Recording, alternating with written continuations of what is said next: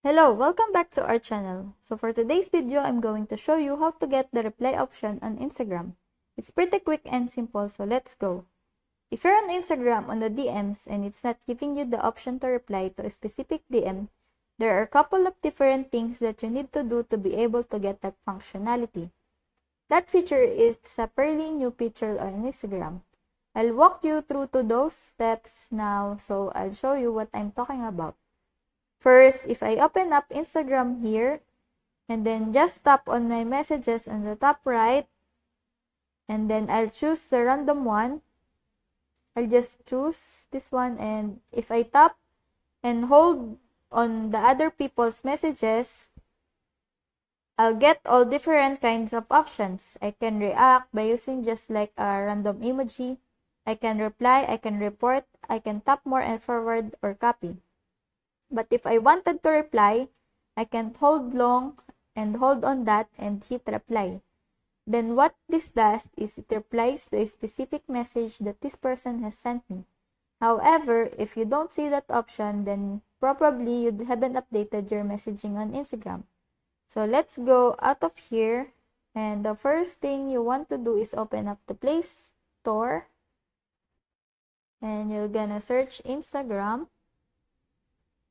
The reason is because it's a fairly new feature and we want to make sure that we have the latest Instagram. If it says update on the right side, just tap on the update button. If it says open, you already have the latest version. You can just move forward from there, so we have the latest version. We'll just have to hop back on Instagram here. And you want to do is tap on the profile icon on the bottom right and then the three lines at the top right. This will bring up various options and menus. If it says on here towards the bottom, update messaging, then tap update messaging. That will give you the latest functionality of messaging.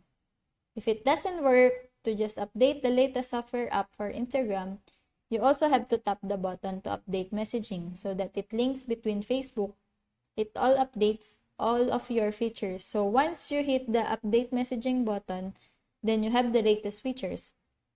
You'll be able to get back into your DMs, then go to some of these.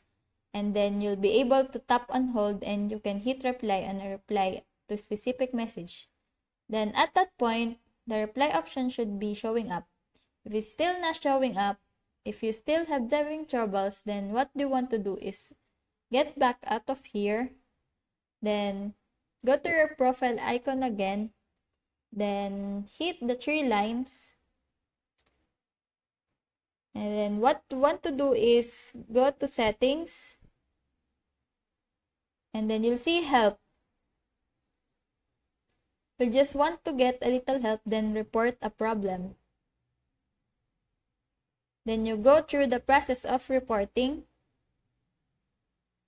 You can hit OK and you can explain what happened.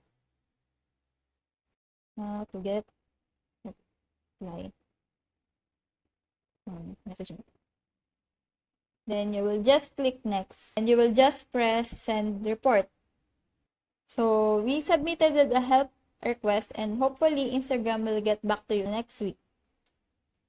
I hope this helps. Let us know if you have questions in the comment section below. And don't forget to subscribe and like.